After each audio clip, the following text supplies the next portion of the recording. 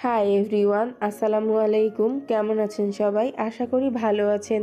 এখনও যারা আমার চ্যানেলটিকে সাবস্ক্রাইব করেননি তারা একটু কষ্ট করে সাবস্ক্রাইব করবেন।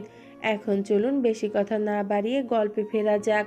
মেঘ বরাবরই খুব অভিমানী, অল্পতেই কান্না করে দেয়। রাত 10টা বেজে গেছে, এখনও মুখ ফুলিয়ে রুমে বসে আছে মেয়েটা। সারাদিন খাওয়া নেই। তড়িঘড়ি করে তানভীর বাড়িতে ঢুকে এসেই মাকে জিজ্ঞেস করে মেঘ খেয়েছে। হালিমা খান সহসা উত্তর দিলেন, সন্ধ্যার পর থেকে এত ডাকছি, দরজা তো খুলছে না। তানভীর আর এক মুহূর্ত কথা না বাড়িয়ে দ্রুততার সাথে ছুটে গেল বোনের দরজার সামনে। প্রথমে আস্তে করে ডাকলো, মেঘের সাড়া নেই। আচমকা চল শক্ত করে এক প্রকার চিৎকার দিল, মেঘ তুই এই মুহূর্তে দরজা না খুললে তোর কপালে শনি আছে বলে দিলাম। মেঘ শোয়া থেকে এক লাফে উঠে বসলো, কয়েক সেকেন্ডের মধ্যে দৌড়ে গিয়ে দরজা খুলে দিল। চোখ তুলে তাকানোর সাহস নেই ভাইয়ের দিকে। আজ পর্যন্ত তানভীর গায়ে হাত তোলেনি, শুধু ধমকই দেয়, কিন্তু ভাইয়ের ওপর এক বিন্দু বিশ্বাস নেই মেঘের। কখন আবির ভাইয়ের মতো নাক মুখে মারবে থাপ্পড় বিশ্বাস নেই। দরজা খুলতেই নরম সুরে তানভীর বলল, খেতে যা। মেঘ তানভীরের এত নরম সুর কোনোদিন শুনেনি, ভাবতেই পারছে না ভাই তাকে এত ভালোবেসে খেতে বলছে। খাওয়া শেষ হলে তোর ফোনটা আমায় দিস, তোকে একটা ফেসবুক আইডি খুলে দিব। তানভীরের এমন কথায় মেঘ আহাম্মক বনে গেল। তানভীর ভাই বরাবরই এরকম, নিজেই বকবে, তারপর নিজেই আদর করবে, এটা সেটা কিনে আনবে মেঘের জন্য। কিন্তু আজকের বিষয়টা সম্পূর্ণ ভিন্ন। এত নরম সুর কখনো শোনেনি এর আগে। নিমিষেই মনটা খুশিতে ভরে গেল মেঘের। খাবার টেবিলে বসে আপন মনে খাচ্ছে মেঘ। আজকে তার পছন্দের অনেক রেসিপি আছে, একটু একটু করে সব চেক করছে, কিন্তু রাগে ফুসফুস করছে মেঘের আম্মু হালিমা খান। সন্ধ্যা থেকে যে তোকে এতবার ডাকতে গেলাম, বের হলি না কেন? ঠিক ওই ভাইয়ের ভয়ে বের হয়ে আসলি, আমাকে কেন কষ্ট দিস? তোকে কে কি বলে 2 দিন পর পর না খেয়ে পড়ে থাকিস?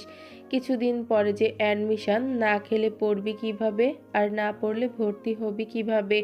তুই ও তোর ভাইয়ের মতো হচ্ছিস, সে সারাদিন ভণ্ডের মতো টই টই করে ঘুরে, আর তুই ও এখন তার ভাব নিচ্ছিস, খেয়ে না খেয়ে রুমে পড়ে থাকিস। আর শোন মেয়ে, মানুষের এত রাগ জেদ ভালো না। তোর এই রাগ জেদ সামলানোর জন্য আমরা সারা জীবন তোর পাশে থাকবো না। এতটুকু বলেই চোখ পড়ে ড্রয়িং রুমে দাঁড়ানো আবিরের দিকে। আবিরের চাহনিতে পরিষ্কার রুষ্টতা, শ্যামবর্ণের মুখমণ্ডল কালো দেখাচ্ছে। কড়া কণ্ঠে মামুনির দিকে তাকিয়ে প্রশ্ন করল, কি হয়েছে? পুরুষালী কণ্ঠে আটকে উঠল মেঘ। হালিমা খান গলা নামিয়ে উত্তর দিল, খায় না ঠিক মতো, পড়াশোনা করে না, কি করব ওকে নিয়ে? আবির পূর্বের অভিব্যক্তি বজায় রেখে উত্তর দিল, ওকে কিছু বলো না, কাল থেকে মেঘ টাইম টু টাইম খাবে। একটু এদিক সেদিক হলে সেটা আমি দেখব। আবিরের কথায় খুশি হয়ে গেল হালিমা, কিন্তু মেঘ খুশি হবে নাকি ভয় পাবে তা বুঝে উঠতে পারল না। এত বছরে অভিমান করে মাঝে মাঝে না খেয়ে থাকলে তানভীর এসে ধমকে বা বুঝিয়ে খাইয়ে দিত। এখন সেই দায়িত্ব নিতে যাচ্ছে আরও একজন। 2জন মিলে মেঘকে শাসন করবে ভাবতেই মেঘের বুক কেঁপে উঠে, আবার মনের মধ্যে এক অন্য প্রশান্তিও কাজ করে মেঘের।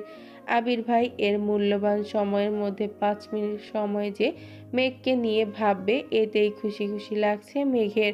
তৎক্ষণাৎ মেঘের মনে হয়ে গেল তানভীর ভাইয়া বলেছিল ফেসবুক আইডি খুলে দিবে। তাড়াতাড়ি খেয়ে রুমের দিকে ছুট লাগালো মেঘ। রুম থেকে ফোন নিয়ে ছুটে গেল তানভীর ভাইয়ের রুমে, কিন্তু তানভীর ভাইয়া রুমে নেই। কিছুক্ষণ অপেক্ষা করলো, কিন্তু কোথাও নেই। মোবাইল নিয়ে নিজের রুমে ঢুকতে যাবে, হঠাৎ শুনতে পেল তানভীরের কণ্ঠ, কিন্তু কোথায় আছে? বাধ্য হয়ে মেঘ জোরে ডাক দিল, ভাইয়া। তানভীর পাশের রুম থেকে উত্তর দিল, আবির ভাইয়ার রুমে আমি, আয়।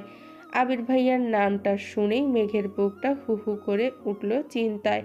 নিজেকে নিজেই সাহস দেওয়ার চেষ্টা করলো, তারপর গুটি গুটি পায়ে হেঁটে দরজায় দাঁড়ালো। তানভীর বলল, ভেতরে আয়। মেঘ বলল, মোবাইলটা দিয়ে যাই, তুমি কাজ করো। তানভীর বলল, আরে ভেতরে আয়, তুই বস, তোকেও দরকার লাগবে। মেঘ আর কথা না বাড়িয়ে চুপচাপ খাটের কর্নারে বসলো। আবির নেই রুমে, ওয়াশরুমে আছে মনে হয়। তানভীর ফোন নিয়ে কি যেন করছে। তখনই ওয়াশরুম থেকে বের হলো আবির। মেঘের দৃষ্টি পড়ে সেদিকে। একটা ছাই রঙের টি শার্ট আর একটা ব্ল্যাক ট্রাউজার। ভেজা চুলগুলো থেকে টপ টপ করে পানি পড়ছে। শরীরের টি শার্টটা অনেকটাই ভিজে গেছে। মেঘ টেনে হিসড়ে দৃষ্টি নামিয়ে আনলো। মনে মনে ভাবছে, একটা মানুষ এত কিউট কিভাবে হয়। যদি পারতাম আমার পড়ার টেবিলে সাজিয়ে রাখতাম, সারাদিন পড়তাম আর দেখতাম, তাহলে আমার মন কখনোই খারাপ হতো না। লোকটা ফর্সা নন, শ্যামলা গায়ের রং, কিন্তু দেখতে মারাত্মক সুন্দর। সবচেয়ে মারাত্মক ওনার লুক, তাকানোর স্টাইল। উফ, যতবার দেখছি ততবারই নতুন করে ক্রাশ খাচ্ছি। আবির ভাইয়া খাটের অপর পাশে মোবাইল হাতে নিয়ে বসেছে। তানভীর ভাইয়া মোবাইলে ফেসবুক অপশন ক্রিয়েটে গিয়ে নিউ অ্যাকাউন্টে ঢুকতেই তানভীর ভাইয়ার ফোনে কল আসে। দাঁড়িয়ে পকেট থেকে ফোন বের করে রিসিভ করে কথা বলা শুরু করে। অমনি মেঘের মোবাইলটা আবিরের হাতে দিয়ে বলে, ভাইয়া তুমি ওরে অ্যাকাউন্টটা খুলে দাও, আমার গুরুত্বপূর্ণ কল আসছে। এই বলে মোবাইলটা রেখে রুম থেকে বেরিয়ে চলে গেলেন। মেঘ বসে আছে চুপচাপ, মুখ তুলে তাকাতে সাহস পাচ্ছে না। বুকটা এখনো ধুকপুক করছে। আবির মেঘের মোবাইল নিজের হাতে করে ফেসবুক অ্যাকাউন্ট খুলছে। জন্ম তারিখ, সাল, নাম কিছু জিজ্ঞেস করার প্রয়োজন মনে করছে না উনি। সব কাজ শেষ করে ফোনটা এগিয়ে দিলেন মেঘের দিকে। তখনই রুমে ঢুকলো তানভীর। সহসা বলে উঠল, শেষ।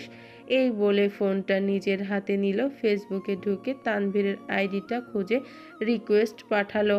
আবিরের দিকে তাকিয়ে বলল, ভাইয়া তোমাকে রিকোয়েস্ট দেই, অ্যাকসেপ্ট করো নাকি? আবির গম্ভীর কণ্ঠে বলল, আমাকে রিকোয়েস্ট দিতে হবে না। তানভীর কথায় পাত্তা না দিয়ে কয়েক সেকেন্ড পর বলল, ভাইয়া তোমায় রিকোয়েস্ট পাঠিয়েছি, অ্যাকসেপ্ট করে নিও, না হলে আমার ছোট্ট বোনটা কষ্ট পাবে। আবির তীক্ষ্ণ দৃষ্টিতে তাকিয়ে আছে তানভীরের দিকে। মেঘ মনে মনে খুশিই হলো ভাইয়ের কথায়। মেঘের তো কখনো সাহসী হতো না আবির ভাইয়াকে রিকোয়েস্ট দেওয়া বা অ্যাকসেপ্ট করার কথা বলার। তানভীর সেদিকে গুরুত্ব না দিয়ে মেঘের হাতে ফোন দিয়ে বলল, তুই এখন যা, আমি আর ভাইয়া অ্যাকসেপ্ট করে নিব। তুই কি করিস না করিস সব নজরে রাখবো কিন্তু। মেঘ কোনো কথা না বলে মাথা নিচু করেই রুমে চলে আসলো মোবাইল নিয়ে। মেঘ রুমে এসে বিছানায় শুয়ে ফেসবুকে ঢুকেই নজর পড়ল সাজ্জাদুর খান আবির অ্যাকসেপ্ট ইওর ফ্রেন্ড রিকোয়েস্ট। মেঘ শোয়া থেকে উঠে বসে মেঘের খুশি দেখে কে। ফ্রেন্ড লিস্ট এ একমাত্র ফ্রেন্ড, সেটা আবির ভাই।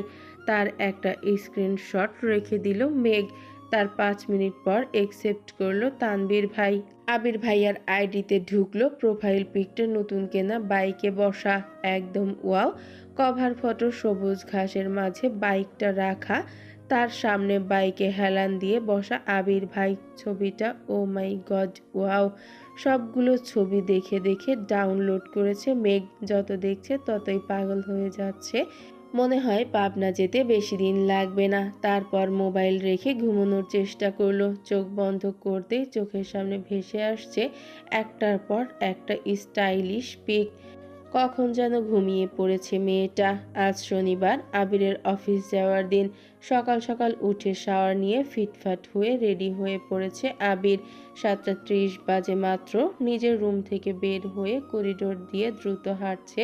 হঠাৎ মেঘের দরজার সামনে এসে দাঁড়িয়ে দরজায় ডাক দেয়।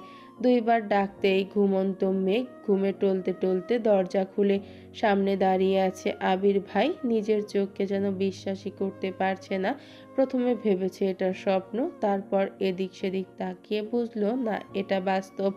আচমকা এইভাবে আবিরকে দাঁড়ানো দেখে ভ্যাবাচ্যাকা খেলো মেয়েটা।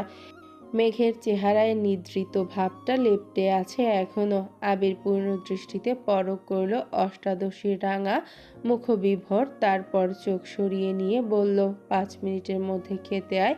পুনরায় দ্রুত গতিতে হাঁটা দিল।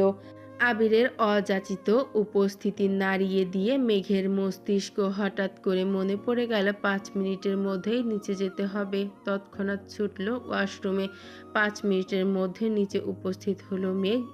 এই সময় মেঘকে খাবার টেবিলে দেখে অবাক হলো সকলে। 2 বছর যাবৎ মেয়েটা সকালে সবার সাথে খায় না। প্রাইভেট থাকলে আগে খায়, না হয় সবাই অফিসে বা স্কুলে চলে যাওয়ার পর খেয়ে কলেজে যায়। হালিমা খান ছুটে আসলেন মেয়ের দিকে। আয় আয় বস মা, কি খাবি বল। টেবিলের কাছে আসতেই দেখলো একটা চেয়ারই ফাঁকা আছে, সেটা আবির ভাইয়ের বিপরীতে। কিন্তু এখানে বসার বিন্দু পরিমাণ ইচ্ছে নেই তার, কারণ আবির ভাই আশেপাশে থাকলে মেঘ কেমন একটা ঘুরে থাকে, মন মস্তিষ্ক সব যেন আবিরের নিয়ন্ত্রণে থাকে। কিন্তু কিছু করার নেই, বাধ্য হয়ে বসতে হলো এই চেয়ারে। আবির মাথা নিচু করে মনোযোগ দিয়ে খাচ্ছে। মেঘ তখনও ঘুমে টলতে টলতে আবিরকে দেখছিল রাজপুত্রের মতো, কিন্তু এখন আর সে তাকাতে পারছে না। শীর্ণ বক্ষ ধরফর করছে মেঘের, মনে মনে খুব করে চাচ্ছে একটু তাকিয়ে আবিরকে দেখতে, কিন্তু মনে হচ্ছে কিছু একটা মাথায় চেপে বসে আছে, মুখটাই তুলতে পারছে না। আলী আহমেদ খান হঠাৎ বললেন, মেঘমা, আজ থেকে তোমার নতুন টিউটর আসবে, সারাদিন তো বাহিরে থাকবে, তাই তাকে সন্ধ্যার পর আসতে বলেছি। মেঘ চুপচাপ খাবার খাওয়ার চেষ্টা করছে, বুকের ভেতরে যে ঝড় তুফান চলছে তা যেন বুঝতে না পারে। আবির সবার আগে খাবার শেষ করে বাসা থেকে বের হয়ে গেল। আবিরের পেছনে পেছনে আলী আহমেদ খান, মোজাম্মেল খান ও ইকবাল খান ও চলে গেলেন। ইকবাল খান আগেই অফিসে জানিয়ে দিয়েছে অফিস যেন সাজিয়ে গুছিয়ে রাখে। আবির অফিসের সামনে এসে বাইক পার্ক করে অফিসে ঢুকতে গেলে সিকিউরিটি গার্ড বলে ওঠেন, স্যার আপনার একটু বসতে হবে, বড় স্যাররা না আসলে আপনি ভেতরে যেতে পারবেন না। আবিরের পায়ের রক্ত মাথায় উঠে যাচ্ছে, রাগে কটমট করতে করতে ওয়েটিং রুমে বসে আছে সে। 10 মিনিটের মধ্যে অফিসে ঢুকলেন 3 ভাই। আবির তখনও বসে আছে। কিছুক্ষণ পর সিকিউরিটি গার্ড এসে বললেন, স্যার আপনাকে ভেতরে যেতে বলেছে। আবির নির্ভীক ভঙ্গিতে হেঁটে ভেতরে চলে গেল। অফিসের ভেতরে ফুল দিয়ে সাজানো, ঢুকতেই সবাই হাততালি দিয়ে কংগ্রাচুলেশন জানাচ্ছে আবিরকে। দু একজন ছবি তোলায় ব্যস্ত, বাবা চাচা 3 জন আর আবির মিলে একটা কেকও কাটলো। 3 ভাইয়ের তো আজকে খুশির দিন, বংশের বড় ছেলে তাদের কোম্পানির হাল ধরতে যাচ্ছে, এর থেকে বড় পাওয়া আর কি আছে। তানভীরের মতে আবির যদি মুখের ওপরে বলে দিত আমি ব্যবসা সামলাবো না, তখন তো কিছুই করার ছিল না। আবির যেহেতু মেনে নিয়েছে এতেই হবে। ঘণ্টাখানেক হলো আবির অফিসে এসেছে, এর মধ্যে চাচু ইকবাল খান ভাতিজাকে সব কাজকর্ম বুঝিয়ে দিতে ব্যস্ত। অন্যদিকে আলী আহমেদ খান এবং মোজাম্মেল খান আজ আড্ডায় মগ্ন, তাদের মাথা থেকে সব চাপ চলে গেছে। 2 ভাই মিলে চা খাচ্ছে, খুনসুটি করছে। এত বছর পর ব্যবসায়িক জীবনে অবসরের সময় এসেছে এবার। সারাদিন আবিরের ব্যস্ততায় কাটে, প্রথম দিন অফিস দায়িত্ব বুঝে নেওয়া বিশাল চাপ। মাঝখানে একবার সময় করে বাবা চাচাদের সাথে তোলা একটা ছবি ফেসবুকে শেয়ার করেছিল। 6টায় বাসায় ফিরেছে আবির, এসেই সোজা রুমে চলে গেছে, শাওয়ার নিয়ে রেস্ট নিচ্ছে, হয়তো ঘুমিয়ে পড়েছিল। দুঃস্বপ্ন দেখলো কিনা আচমকা উঠে বসলো বিছানায়। আবিরের চোখে মুখে উদ্বেগ স্পষ্ট, তড়িঘড়ি করে রুম থেকে বের হয়ে নিচে আসলো। পরিস্থিতি স্বাভাবিক, মালিহা খান এবং হালিমা খান কাজে ব্যস্ত। আদির আম্মু আদিকে নিয়ে পড়াতে বসেছেন, মিমও হয়তো পড়তে বসেছে নিজের রুমে। কয়েক মুহূর্ত সোফায় বসে আবার উঠে রান্নাঘরের দিকে গেল। হালিমা খানের দিকে তাকিয়ে ঠান্ডা কণ্ঠে জিজ্ঞাসা করলো, মেঘ কোথায় মামুনি? মেঘের টিউটর এসেছে, পড়ার ঘরে পড়াচ্ছে। আবির, ও আচ্ছা, আমায় একটু কফি করে দিতে পারবে? হালিমা খান বলল, একটু অপেক্ষা করো বাবা, এক্ষুনি দিচ্ছি। আবির ছোট্টবেলা থেকেই নিজের মা মালিহা খানকে আম্মু, তানভীরের আম্মুকে মামুনি আর আদির আম্মুকে কাকিয়া ডেকে অভ্যস্ত। এত বছরেও তার ডাকে পূর্বের ন্যায় মিষ্টতা মিশে আছে। সোফায় বসে কফি খাচ্ছে আর মোবাইল ঘাটাঘাটি করছে। 20 মিনিট পর পড়ার রুম থেকে বের হলো একটা ছেলে, বয়স হয়তো 22-23 হবে, 5 ফুট 7 কি 8 হবে, লম্বা, চোখে চশমা। হালিমা খানকে বলল, আন্টি আজ আসি, আবার কাল আসবো। হালিমা খান ও হাসি মুখে বললেন, আচ্ছা ঠিক আছে। এদিকে আবিরের কোমলতা পাল্টে গেল, চটে গেল ভীষণ, সবেগে ঘুষি বসালো সোফার পাশের দেয়ালে। আবিরের চোখে আগুনের মতো লাল হয়ে গেছে। এক মুহূর্ত বসলো না, সোজা উঠে ধূপধাপ করে সিঁড়ি দিয়ে উঠে নিজের রুমে চলে গেল।